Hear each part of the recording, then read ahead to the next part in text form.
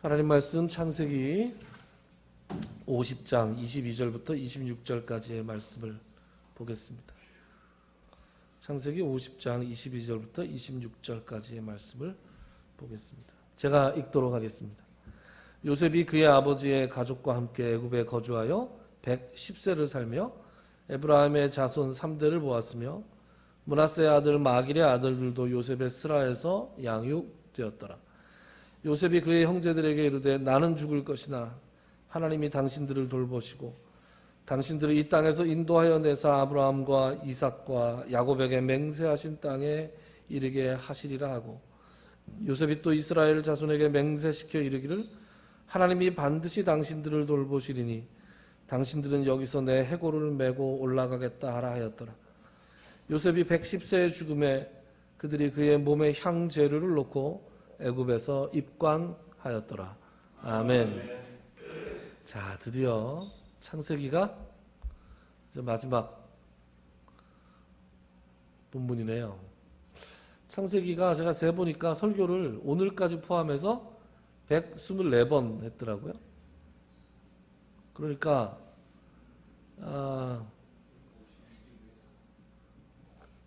2주하고 2년하고도 몇 달을 더 했네요. 오랫동안 달려왔습니다. 근데 이제 1장부터 11장까지는 제가 안 했어요. 12장부터만 했으니까 1장부터 11장까지 했으면 아이고야 굉장히 길어졌을 거예요. 네. 그래서 아브라함이 하나님께 이렇게 부르심을 입은 그 장면부터 우리가 살펴봤는데 2년 이상의 시간이 걸려서 창세기를 살펴보고 그 가운데 무엇보다 설교자로서 말씀을 읽으면서 하나님께서 주시는 은혜를 그 누구보다도 제가 많이 받은 것에 대해서 하나님께 깊이 감사를 드립니다. 그리고 설교자를 위해서도 기도해 주십시오. 설교자를 위해서 다음번 설교를 준비하고 있는데 설교가 잘 준비될 수 있도록 그렇게 기도해 주십시오. 지난 시간에 제가 야곱을 장사 지낸 후에 형들이 두려움과 불안함에 휩싸였었다 이런 말씀을 드렸습니다. 그것은 이제 자기들의 방패막이가 돼줄 아버지 야곱이 이제 돌아갔으니까 요셉이 자기들이 그동안 자기들이 예전에 저질렀던 그 죄악에 대한 그 악행에 대한 보복을 할 것이다. 보복을 할지도 모른다. 그런 두려움에 휩싸여서 요셉에게 죽여달라는 얘기는 살려달라는 얘기죠. 살려달라고 나아갔을 때 요셉이 간곡한 말로 위로하면서 그들을 용서했다라는 말씀을 드렸습니다. 그래서 지난 시간에 용서에 관한 말씀을 좀 전했고, 우리가 진정으로 용서할 수 있는 까닭은 우리가 하나님께 되갚을 수 없는 용서를 받았기 때문이고, 또 우리가 우리의 형제를 용서할 때만 하나님께서 우리를 용서하신다는 주님의 말씀이 있었기 때문이다라고 말씀을 전했습니다. 이제 오늘은 이제 형들과 요셉과의 진정한 화해가 이루어진 다음에 이제 마무리가 되는 장면입니다. 마무리가 되는 장면에서 이제 갑자기 몇십 년의 세월을 뛰어 건너서 요셉이 죽는 장면이 나옵니다. 22절 우리 같이 한번 읽어볼까요? 시작. 요셉이 그의 아버지의 가족과 함께 애굽에 거주하여 110세를 살며 그랬습니다. 요셉이 몇 살까지 살았다고요? 110세를 살았다.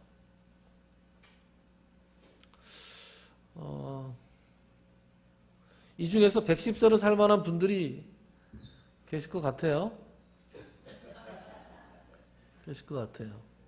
왜냐하면 100세 시대가 진짜 본격적으로 열린 것 같고, 요새 부고를 받아보면 연세들이 굉장히 많으세요. 90대가 굉장히 많으십니다. 그러니까 이제 곧 세 자리 수가 아니면 명함을 내밀기 어려운 그런 시대가 올 것이고, 저는 여러분들께서 장수하면서 건강하게 장수하면서 이 믿음의 후배들에게 좋은 믿음의 본을 보여주시고, 특별히 저희 어머님이 그러세요. 저희 어머님이 야 오래 살아서 뭐하니? 이렇게 얘기하시는데 거짓말인 거 다 알죠. 얼마 전에 저희 아버님을 모시고 어디 이제 건강검진을 받으러 갔다가 건강이 좋다는 말씀을 듣고 아버님이 이렇게 차 안에서 저한테 이렇게 솔직하게 얘기하시더라고요. 야, 나 오래 살고 싶어? 이렇게 얘기하시더라고요. 근데 제가 마음이 뭉클했어요. 야, 나 오래 살고 싶어. 그래서 아, 오래 살고 싶으세요, 아버지? 그랬더니 내가 오래 살고 싶은데 야, 난 너희들하고 같이 오래오래 살고 싶어. 여러분들 오래오래 건강하게 주님 안에서 장수하시기를 주님의 이름으로 축원합니다. 왜 아멘을 안 하세요? 네. 여러분 장수하는 것은 주님께서 주시는 복입니다. 네. 건강하게 장수하셨으면 하고 저는 우리 교회를 위해서 여러분들을 위해서 기도할 때마다 늘 그게 첫 번째 기도 제목이에요. 건강하게 오래 사시라는 거. 그리고 야 내가 이제 할 일도 없는 노인이 내가 오래 살아 뭐하니? 어머니가 그렇게 얘기하실 때 제가 그렇게 말씀을 드립니다. 기도하시잖아요. 여러분 기도의 능력을 믿는 사람들은 이 머리가 흰 분들, 이 머리 센 노인들의 기도를 우리가 믿어야 됩니다. 모든 것들을 다 버리고 기도에 전적으로 헌신할 수 있는 연세가 젊었을 때 이것저것 바쁘다고 핑계대고 뭐 잘 기도 안 해요. 저희 부모님들만 봐도 젊었을 때보다는 이 연세가 드시고 나서 더욱더 기도에 정진하는 것을 볼 수 있습니다. 기도하는 거 아무것도 안 하는 거 아닙니다. 기도하는 게 제일 큰 겁니다. 그래서 기도하는 이 사역을 감당하시기 위해서 여러분들 장수하셔야 됩니다. 아시겠죠? 네. 자, 그런데 그럼 요셉이 110살까지 110살까지 산가 장수했느냐? 천만에요. 장수한 게 아닙니다. 할아버지의 할아버지, 그 증조할아버지 아브라함은 몇 살까지 살았죠? 175세까지 살았습니다. 할아버지 이삭은 180세까지 살았습니다. 험악한 세월을 보냈나이다 했던 야곱도 몇 살까지 살았어요? 147세까지 살았어요. 그러니까 요셉은 요즘 칩으로 치면 요절한 거죠. 요절. 110세에 요절한 겁니다. 그러면 이 사람 왜 요절했습니까? 고생을 많이 했어요. 고생을 너무 많이 했어 요셉이. 그죠? 예전에 제가 군에 있을 때 이 상사, 그때 군에 있을 때 상사 달고 계시던 분들이 우리 이근섭 장로님하고 대충 군대 동기쯤 되시는 분들이세요. 그때 제가 말씀을 나눠보니까 제가 모시고 있던 그 주임 상사님을 아시더라고요. 이름을 대니까. 그분들이 모여서 야 젊어 고생 늙어 신경통이야. 고생하지 마. 그랬던 기억이 납니다. 그분들은 고생을 많이 하셨어요. 월남전에 한 번, 두 번 다 갔다 오시고 고생을 많이 했던 분들이라 여기저기 많이 아프대요. 지금 생각해보면 그분들 나이가 지금 제 나이쯤 됐는데 여기저기 많이 아프다고 그랬던 기억이 납니다. 요셉이 나이에 비해서 고생을 많이 했어요. 그리고 그 고생만 많이 한 게 아니라 속은 또 얼마나 썩었습니까? 그죠? 형들 때문에 속 썩어. 그 다음에 좀 잘 살만하니까 보디발의 아내가 또 자기한테 미천할 때 가지고 그것 때문에 또 속 썩어. 그 다음에 옥에 들어가서 또 그것 때문에 억울해가지고, 그죠? 그리고 무엇보다도 한 나라의 총리를 갖다가 늙어 죽을 때까지 한다는 게 그게 얼마나 신경을 많이 쓰는 겁니까? 자신의 영혼과 육체를 갈아 넣으면서 하는 일이 그 한 나라를 책임지는 거예요. 학원 하나 운영하는 것도 얼마나 힘든데. 아이고 죽겠어요 아주. 학원 하나 운영하는 것도 그 애들 몇 명 되지도 않는 거 운영하는 것도 힘든데 그 큰 나라를 운영을 하니 그 불철주야 얼마나 신경을 많이 썼겠습니까? 이 사람이 오래 살 수가 없어요. 그래서 100살 넘긴 것도 대단하다. 요절을 했다. 110세에 요절한 요셉. 자, 요절한 다음에 어떻게 됐느냐? 23절에 보면 이런 말씀이 나옵니다. 같이 읽어볼까요? 시작. 에브라임의 자손 3대를 보았으며 므낫세의 아들 마길의 아들들도 요셉의 스라에서 양육되었더라. 아멘. 자, 요셉의 아들은 므낫세와 에브라임인데 지금 에브라임이 먼저 나오죠. 므낫세가 형인데 에브라임이 먼저 나옵니다. 왜 그랬죠? 야곱이 이렇게 바꾸어서 축복을 하면서부터 에브라임이 더 큰 자가 될 것이다. 요셉은 그걸 기뻐하진 않았어요. 요셉이 그걸 기뻐하진 않았지만 어쨌든 그 이후로도 계속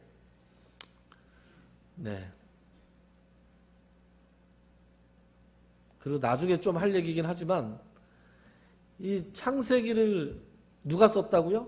모세가 썼다고들 하죠? 그 모세가 썼으니까 이 모세가 쓴 창세기를 제일 먼저 읽어본 사람들은 누구였을까요? 출애굽하던 백성들이겠죠? 그렇지 않았겠습니까? 그때 출애굽하던 시절에 므낫세가 잘 나갔어요? 에브라임이 잘 나갔어요? 에브라임이 잘 나갔죠. 그래서 에브라임이 먼저 나오는 겁니다. 이 얘기는 나중에 또 마무리를 하면서 제가 또 드리기도 하겠습니다. 그 에브라임, 누가 에브라임이었다고요? 여호수아가 에브라임이었다고요. 그래서 에브라임을 먼저 언급하고 그 다음에 이제 므낫세의 이야기를 하는데 므낫세의 아들 마길의 아들들도 요셉의 스라에서 양육되었다라는 말은 요셉은 마음속으로 계속해서 므낫세를 장자로 생각하고 있는 것 같아요. 여러분 기억하십니까? 에브라임과 므낫세는 내 것이라 르우벤과 시므온처럼 내 것이 될 것이다 라고 야곱이 요셉에게 얘기한 적이 있잖아요. 그러니까 므낫세와 에브라임을 손주들을 자기 자식들과 같은 학년에 놓음으로써 요셉을 확실하게 장자로 삼았던 것이 야곱이었는데 요셉도 똑같이 하고 있는 거죠. 므낫세의 아들들을 자기의 아들들로 삼아서 자기 스라에서 키웠습니다. 그러니까 요셉은 므낫세를 장자로 하려고 버텼던 것 같은데 에브라임에게 장자권이 넘어가진 않았지만 어쨌든 큰 자가 된 것은 에브라임이 큰 자가 됐습니다. 그래서 마길의 아들들이 요셉의 스라에서 양육되었다라는 말씀은 그런 말씀이었습니다. 자, 그리고 24절 같이 읽어볼까요? 시작. 요셉이 그의 형제들에게 이르되 나는 죽을 것이나 하나님이 당신들을 돌보시고 당신들을 이 땅에서 인도하여 내사 아브라함과 이삭과 야곱에게 맹세하신 땅에 이르게 하시리라 하고. 아멘. 자, 나는 이제 죽을 텐데 누구한테 얘기해요? 자기 형제들에게. 그러니까 형제들이 다 살아있는 거예요 지금. 형제들이 다 살아있는데 다 살아있는지 모르겠어요 사실. 안 나오니까. 근데 그 형제들이 언제 죽었다, 몇 살까지 살았다 이런 얘기가 나오지 않습니다. 안 나오기 때문에 요셉이 어쨌든 유언을 형제들에게 했다라는 말은 원칙적으로 그의 형들에게 했다 이렇게 봐야 되겠죠. 형제들에게 이르되 나는 죽을 것인데 하나님이 당신들을 돌보실 것이다. 그리고 당신들을 이 땅에서 인도하여 내사 아브라함과 이삭과 야곱에게 맹세하신 땅에 이르게 하실 것이다. 그랬습니다. 그런데 저는 이제 이 말씀을 읽으면서 우리가 이런 궁금증을 좀 가져야 된다고 생각합니다. 어떤 궁금증이냐? 여러분, 애초에 야곱과 야곱의 아들들 그 모든 식솔들이 애굽에 왜 왔어요? 기근을 피하려고 왔잖아요. 그럼 이제 기근이 끝나면 어떻게 해야 돼요? 돌아가야 되는데 안 돌아갔죠. 그리고 몇 년을 야곱이 죽고 나서도 안 돌아갔죠. 형제들 사이에서 토론이 한번 있었어야 되는 거 아닙니까? 그러니까 예를 들어 야곱의 장례를 치른 다음에 우린 여기에 남아야 된다.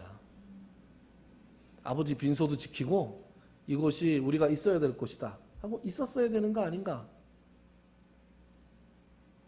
그렇지 않습니까? 그 이후로라도 가나안 땅으로 가야 되겠다. 가나안 땅으로 가야 되겠다는 논의가 있고 그리고 뭐 하나님이 꼭 인도 안 하셔도 자기들이 가면 되는 거 아닌가요?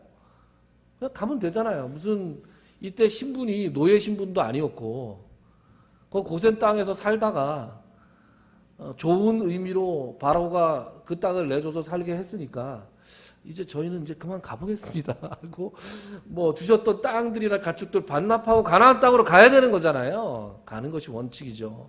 그런데 안 갔습니다. 언제까지 안 갔냐? 요셉이 죽을 때까지 안 갔습니다. 그러면 요셉이 죽을 때까지 몇 년 동안 안 갔냐? 야곱이 147세에 돌아가셨을 때 요셉의 나이가 56세인가 그랬어요. 근데 지금 110세에 돌아가셨으니까 54년 동안 가나안 땅에 안 가고 애굽에서 버텼죠. 왜 버텼을까요? 살기가 좋잖아요. 가나안 땅 거기 가면 팍팍하고 풀 찾으러 돌아다녀야 되고 뭐 보장되는 게 아무것도 없잖아요. 애굽은 풍요로웠잖아요. 그리고 애굽에서 제일 잘 나가는 권력가가 자기들 동생인데 어디 가서 내가 나다 그러면 다 알아주잖아요. 그런 곳에서 살고 싶잖아요. 그래서 애굽에 머물렀습니다. 그런데 이것이 과연 잘한 짓인가에 대한 평가가 성경에는 직접적으로 나와 있지 않습니다만 그동안 우리가 창세기를 쭉 읽었던 맥락을 봤을 때 잠깐 아브라함이 애굽에 갔을 때 애굽에서 몹쓸 일을 당하고 가나안으로 돌아오잖아요. 자기 아내를 바로한테 뺏겼다가 이삭도 잠깐 애굽에 갔다가 다시 돌아오잖아요. 야곱도 가나안 땅을 떠나서 애굽으로 갈 때 굉장히 두려워했잖아요. 그때 하나님께서 나타나셔서 애굽으로 가는 거 두려워하지 말라. 내가 너와 함께 가겠다. 요셉이 네 눈을 감길 것이고 네가 반드시 가나안 땅으로 돌아올 것이다. 그리고 야곱도 죽으면서 유언으로 너희들이 가나안 땅으로 돌아가야 된다라고 얘기를 했잖아요. 그러면 자식들이 가나안 땅으로 가야 되잖아요. 그런데 안 갔습니다. 왜요? 첫 번째는 애굽의 풍요로움이 탐났기 때문이고 두 번째는 지금 리더가 누굽니까? 요셉이 리더잖아요.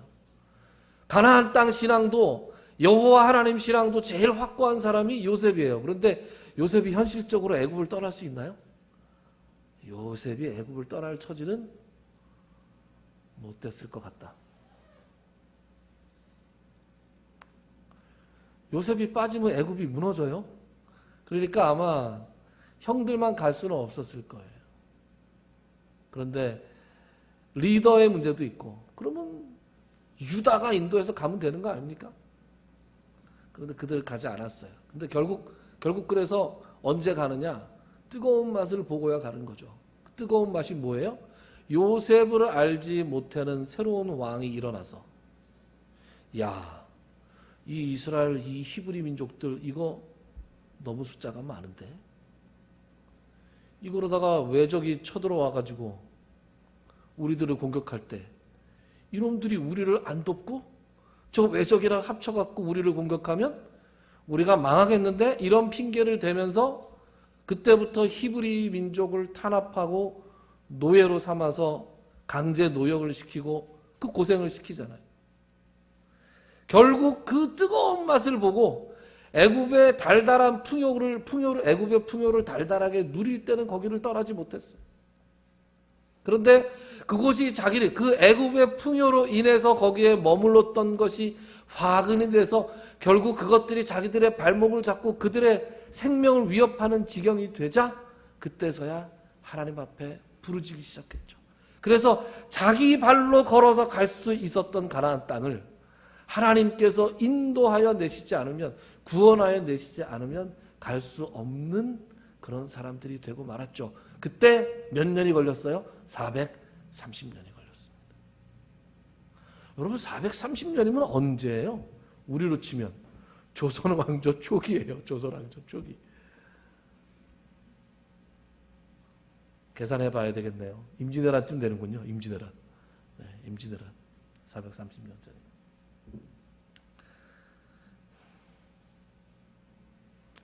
역사의 가정이라는 건 있을 수 없죠. 그런데 만약에 그들이 가나안 땅으로 요셉은 못 가더라도 요셉이 좀 지지를 해주고 유다가 리더가 돼서 가나안 땅에 갔더라면 어떻게 되었을까 하는 생각을 해보는 건 재미있는 상상입니다. 어떻게 했더라도 하나님께서 인간의 모든 의지와 심지어는 악행까지도 선으로 바꾸시는 하나님께서 가나안을 주셨겠죠. 어쨌든 430년이라는 세월 동안 이 이스라엘 백성들이 여기에 머무는데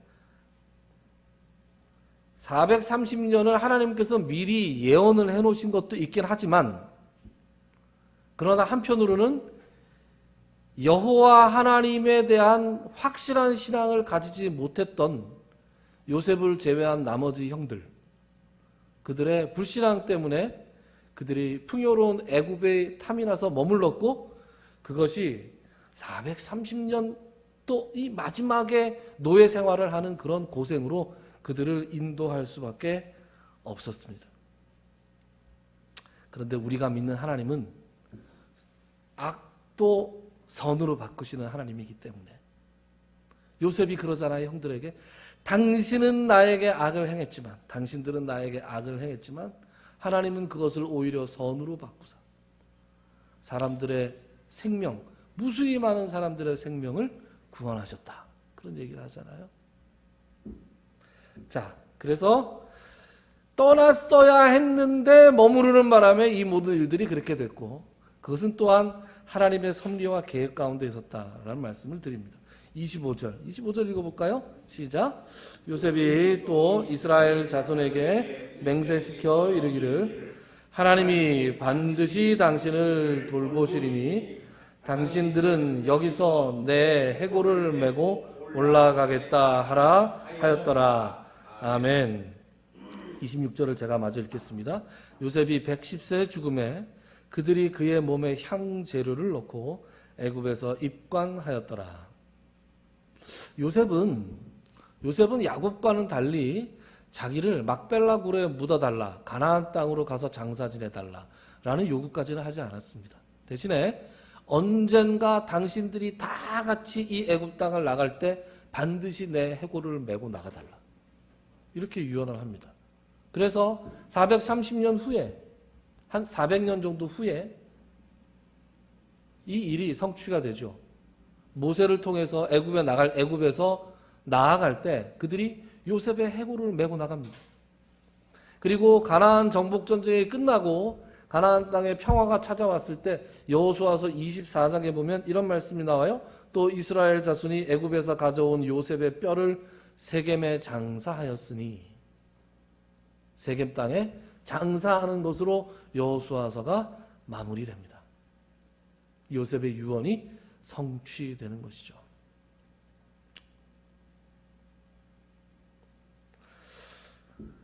여러분, 아까도 말씀드렸듯이 창세기를 가장 먼저 읽은 사람들은 바로 출애굽을 했던 백성들이었습니다. 이스라엘 백성들. 그리고 그들은 출애굽을 하기 직전까지 어떤 신분으로 살았느냐? 노예 신분으로 살았습니다. 여러분, 사람들이요, 자기 정체성이 바뀌는 거 있잖아요. 자기 정체성이 바뀌는 게 순식간입니다. 예를 들어 제가 어디선가 들은 얘기인데 멀쩡한 사람이 이 노숙을 하잖아요. 멀쩡한 사람이 어떤 이유로 인해서 이제 뭐 어디서 노숙을 하기 시작했다. 그러면 완벽하게 노숙자의 모습을 갖추는데 얼마나 걸리는지 아세요? 얼마나 걸릴까요? 누가 봐도 딱 보면 노숙. 얼마나 걸릴 것 같으세요? 1년이요? 3일? 예. 와, 너무 극단적인데요? 3일과 일주일. 제가 들은 바로는 일주일밖에 안 걸린다고 합니다. 일주일만 딱 지나면 이 사람이 겉모습부터 속마음까지 완전히 노숙자가 돼요. 그래서 아무 데서나 자는 거 부끄러워하지 않고, 남들이 버린 거 주워서 먹는 거 부끄러워하지 않고, 공짜로 주는 거 먹는 거 부끄러워하지 않고 그냥 그렇게 살아간답니다. 일주일이면 충분하다. 여러분, 예전에 저희가 막 자랄 때 제 또래의 여자아이들이 제 또래 여자들이 일본 잡지를 그렇게 봤어요. 여러분들도 혹시 일본 잡지 보셨습니까? 일본 잡지 보면서 글자는 안 읽고 뭘 봐요? 사진을 보고 야 요렇게 옷을 입었구나, 요런 모자를 썼구나, 요렇게 핸드백을 들었구나, 그죠? 일본이 당시에는 굉장히 패션적으로 앞서가는, 모든 면에서 앞서가는 나라였기 때문에 그때 그 당시 제 또래의, 그리고 저보다 선배들은 다 일본 사람들이 뭘 어떻게 입고 화장하느냐를 유심히 보고 그대로 따라하곤 했습니다. 여러분 지금은 어떤 줄 아세요? 지금은 일본 젊은이들이 한국 잡지를 봅니다. 한국 잡지를 보고 한국 유튜브를 보고 한국 연예인들 보고 한국 드라마를 보면서 거기에 있는 한국식으로 화장을 하고 한국식으로 머리를 하고 한국식으로 옷을 입어요. 그런 시대가 됐어요. 믿겨지지가 않으시죠? 그런 시대가 왔다는 거. 저도 솔직히 잘 안 믿깁니다. 그래서 요즘 아이들 있잖아요. 요즘 아이들은 일본에 대해서 열등감을 가지고 있는 아이들이 하나도 없어요. 그리고 일본 아이들 중에서는 한국을 동경하는 아이들이 굉장히 많습니다. 그래서 코로나로 인해서 한국에 오고 싶은데 못 와가지고 한국 놀이를 해요. 그래서 한국 과자랑 한국 옷이랑 한국 글자가 나오는 곳에 가서, 호텔에 가서 마치 한국에 온 것처럼 칠성사이다 이런 거 갖다 놓고, 무슨 카스타드, 한국 과자 이런 걸 놓고 먹으면서 사진 찍고 자기 SNS에서 올리고, 이런 일본 젊은이들이 굉장히 많아요. 일본의 우리 또래, 우리 세대의 일본 사람들이 보면 기도 안 막힐 거예요, 정말. 야, 입장을 바꿔놓고 보면 야, 우리 일본이 언제 이렇게 됐냐 아마 그럴 겁니다. 제가 드리고 싶은 말씀은 무슨 그래서 대단히 자부심을 가지고 요새 애들이 얘기하는 국뽕에 차오르고 이런 얘기가 아니고요. 사람이 어떤 환경에 들어가서 거기에 적응하고 이게 다인 것처럼 살아가는데 그 시간이 얼마 안 걸린다는 거예요. 예전에 과거에 그런 시절이 있었다는 것을 지금 젊은이들은 상상을 하지 못해요. 저는 어렸을 때 어른들이 왜 앉기만 하면 일사후퇴 때 얘기하고 무슨 6.25 얘기하고 지긋지긋했어요. 아니 저놈의 일사후퇴. 근데 제가 지금 그러고 있더라고요. 내가 옛날에 말이야, 학생들 데리고 내가 옛날에 말이야, 애들은 느낌이 안 오는 거죠. 느낌이. 조용필 느낌이 옵니까? 조용필이? 느낌이 안 오죠. 한 세대 전의 일을 기억하지 못합니다. 제가 무슨 말씀을 드리고자 하는 거냐 하면, 이스라엘 백성들이 어느 순간부터 노예로 살기 시작했어요. 그리고 이스라엘 백성들 중에 많은 사람들, 모세가 끌고 나왔던 많은 사람들은 태어날 때부터 노예였어요. 자기 아버지가 노예였어요. 그러니까 이 사람들이 가지고 있었던 정체성이 뭐예요? 우리는 태어날 때부터 죽을 때까지 노예로 살아가는 거예요. 그들의 정체성은 노예였습니다. 여러분, 노예에게 무슨 자부심이 있습니까? 노예에게 무슨 거룩함이 있습니까? 노예에게 무슨 자존심이 있고 무슨 비전이 있고 무슨 희망이 있어요? 아무것도 없습니다. 그렇지 않습니까? 그런데 이 글을 읽으면서, 이 창세기를 읽으면서 이스라엘 백성들이 뭘 생각했겠어요? 아, 우리가 원래부터 노예가 아니었구나. 우리가 애굽 땅에서 살게 된 것이 요셉이라고 하는 어마무시한 총리가 하나 있었는데, 정말 탁월한 하나님의 사람이 있었는데, 그 요셉이라는 사람 때문에 우리 조상 야곱부터 시작해서 모든 우리의 조상들이 정말 대접을 받으면서 이곳에 머물게 되었었구나. 하나님이 그랬었구나.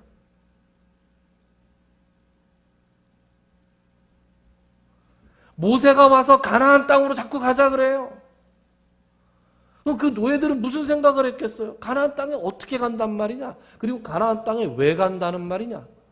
여기 있는 애국들을 어떻게 다 물리치고 우리가 가나안 땅에 있는 그 무시무시한 사람들을 어떻게 물리치고 가나안 땅을 우리가 차지한단 말이냐? 말도 안 되는 소리 하지 마라 라는 말씀에, 그러한 생각에 반박할 수 있는 근거를 주는 거예요. 아니, 그렇지 않다는 거예요. 하나님께서 우리의 조상 아브라함과 이삭과 야곱과 요셉에 이르기까지 이 땅을 대대로 주셨다. 몰랐어요. 그 이스라엘 백성들 그것을 알지 못했다고요. 마치 오늘날 일본 젊은이들이 과거에는 한국의 젊은이들이 우리를 따라했었대 라는 걸 알지 못했던 것처럼, 그것이 느낌이 안 오는 것처럼 이 창세기의 최초의 독자들은 아마 이 말씀이 대단히 충격적이었을 것입니다.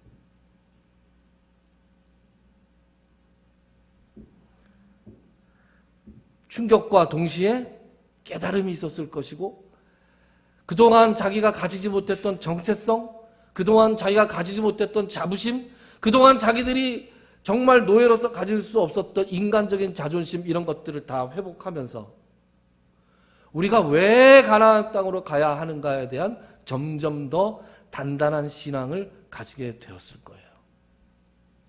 그래서 제가 오늘 창세기를 마무리하면서 여러분들한테 드리고 싶은 말씀이 있습니다. 여러분, 제가 신학교를 가려고 마음 먹은 게 12월 중순이었어요. 12월 초였어요. 근데 12월 초부터 중순까지는 학교 기말고사가 있었어요. 대학교 기말고사.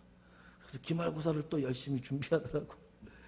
12월 13일인가 15일까지 학교 시험에 매달리고, 그러나서 보니까 총신 신대원 시험은 1월 6일인가? 그랬어요. 저한테 대학원 신대원 입시할 수 있도록 주어진 시간이 차 떼고 포 떼고 하면 열흘도 안 있었어요. 얼마나 천재적인 사람이 앞에 서 있냐, 뭐 이런 얘기를 하려고 하는 게 아니고요. 근데 기도를 했습니다. 하나님, 제가 우리 집이 별로 형편이 여의치 않은데 제가 이거 떨어지면 재수까지 하면서 신대원을 갈 수는 없으니 하나님, 문 닫고라도 들어갈 수 있게 붙여주십시오. 네? 꼴찌로라도 들어갈 수 있게 붙여주십시오. 왜냐하면 시험을 4과목 보는데 한번 들어보세요. 첫 번째 과목은 성경 시험. 두 번째는 영어. 일주일 동안 영어 공부 뭐 할까요? 여러분, 영어 공부 하나도 안 했는데 일주일 딱 주면 뭐 하실 거예요? 할 거 하나도 없습니다. 그냥 가서 찍어야죠. 제가 지금은 영어를 잘하는데 그때 영어를 굉장히 못했습니다. 그리고 세 번째 시험은 철학을 일주일 동안 뭘 할까요? 그리고 네 번째는 논술. 이렇게 4가지 시험을 봤어요. 영어는 1, 2, 3, 4, 1, 2, 3, 4, 1, 2, 3, 4로 찍었고요. 철학은 하나님의 은혜 가운데, 철학은 말이죠, 그 전까지 주관식 서술형으로 나왔대요. 그러니까 예를 들면 어거스틴의 신국론에 대해서 논하시오, 이렇게 나온 거예요. 아무 생각 없죠. 저는 뭐 아무것도 모르죠. 근데 요번 제가 봤을 그때부터 시험이 객관식으로 바뀌었어요. 왜 그랬는지 모르겠어요. 객관식으로 바뀌어서 구체적인 사실을 외워서 쓰는 것보다 흐름을 아는 게 중요했는데, 제가 대학교 다니면서 맨 했던 게 그 철학 흐름을 아는 거였어요. 그래서 제가 구체적으로 뭐 읽는 건 못하고 철학 다음 중 예를 들면 다음 중 서로 성격이 다른 철학자를 고르시오. 칸트, 스피노자, 데카르트, 아리스토텔레스. 그럼 누구예요? 누구를 찍는 거죠? 다른 사람들은 다 독일 사람들인데 한 사람은 그리스 사람이니까 이 사람이구나, 이렇게 찍는 거죠. 철학 시험은 잘 봤어요. 철학 쉽네? 이러고 잘 봤어요. 철학 시험 끝나고 나서 화장실 갔더니 사람들 얼굴이 하얘졌어요. 사람들이 주관식 서술형으로 나올 줄 알고 몇 개 찍어가지고 그동안 나왔던 거를 달달달달달 외웠던 사람들은 다 망한 거예요. 그분들 어쨌을까? 재수했을까요? 어떡하나? 그리고 논술을 무슨 준비를 합니까? 그냥 써야죠. 그래서 제가 이제 드리려는 말씀이 이제부터 나와요. 그래서 준비를 할 게 뭐가 있냐? 성경 시험밖에 준비할 게 없더라고요. 그래서 일주일 동안 도서관에 딱 틀어박혀서 성경을 한 번 읽었습니다. 신구약 성경 완독하는데 일주일이면 된다니까요. 제가 여러분 그거 말씀드리고 싶은 거예요. 아니 성경은 왜 꼭 하루에 한 장만 읽어야 되냐고요. 신구약 성경 완독하는데 일주일이면 충분합니다. 일주일 동안 읽으면서 이야 내가 그동안 한 번을 못 읽었던 성경을 일주일 만에 읽는구나. 발등에 불이 떨어지니까. 영어를 못하던 시절에 성문종합영어, 여러분 성문종합영어 들어보셨죠? 성문종합영어 그놈의 걸 그게 1장부터 20장까지 있는데요. 맨날 2장까지만 봤어요. 명사 1, 명사 2. 진도가 안 나가요, 그 책이. 고등학교 내내 2장밖에 못 본 것 같아요. 중간에 듬성듬성 봤죠. 그런데 말이죠. 영어 선생이 되고 영어로 유학을 해야 되니까 영어를 보는데 세상에 문법책을 후다닥 하고 봤어요. 그리고 이제는 영어로 먹고 살잖아요. 여러분 제가 영문법책 몇 번 정도 봤을 것 같습니까? 셀 수도 없이 많이 봤습니다. 셀 수도 없이. 그래서 학생들이 물어봐요. 선생님 어떻게 문법을 잘하세요? 너도 영어로 밥 벌어 먹고 살려면 문법을 잘 알아야 돼. 이거 아니면 제가 먹을 길이 없다 싶으면 영문법 책이 그렇게 재밌습니다. 이야 영문법 책 그 재미없던 게 영문법 책이 재미있게 머리에 쏙쏙 들어가요. 그래서 제가 영문법 책을 제가 아마 여러 권을 특히 제가 가르치는 영문법 책은 한 몇백 번은 봤을 거예요. 몇백 번은 봤으니까 아이들하고 수업하다가 그거 6-1 봐. 챕터 6-1. 그럼 애들은 우와 그러죠. 요한복음 3장 16절 외우는 거하고 똑같은 거예요.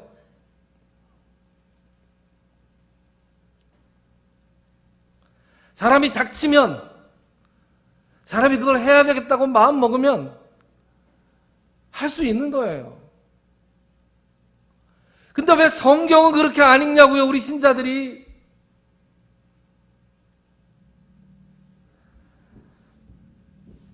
호세아 선지자가 그렇게 얘기합니다.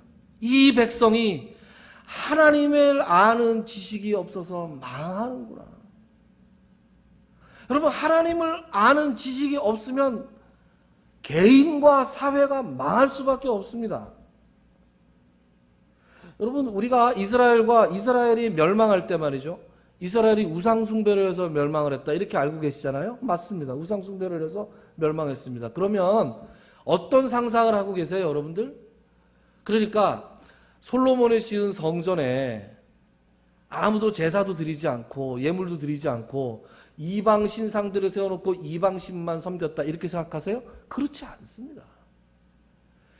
매일매일 제사장들이 가서 소를 바치고 양을 바치고 제사를 꼬박꼬박 지냈어요. 성전에 매년 사람들이 가서 하나님을 믿는 척 했어요.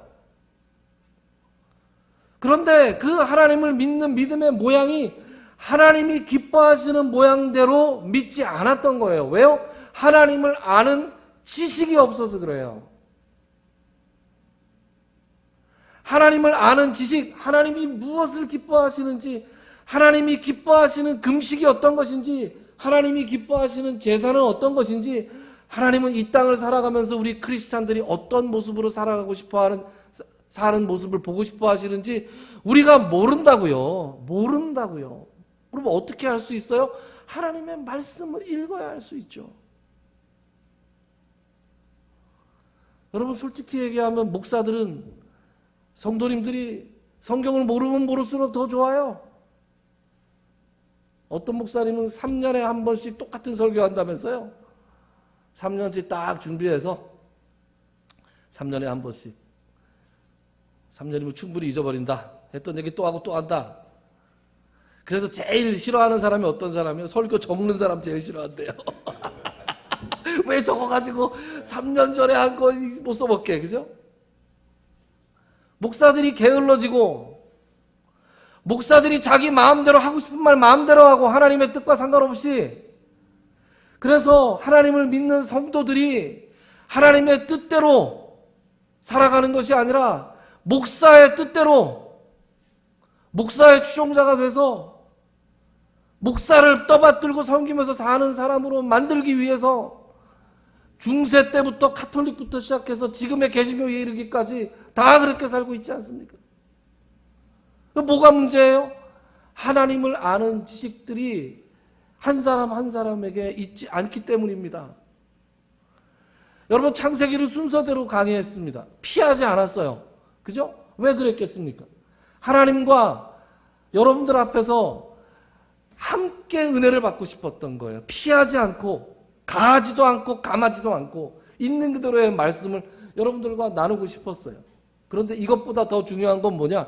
목사에게만 의지하지 말고 여러분들께서 말씀을 직접 대하면서 하나님의 말씀이 주시는 은혜의 그 바다에 이 헤엄치고 노를 젓고 그 하나님의 말씀이 꿀보다도 더 단 것을 경험하셔야 됩니다.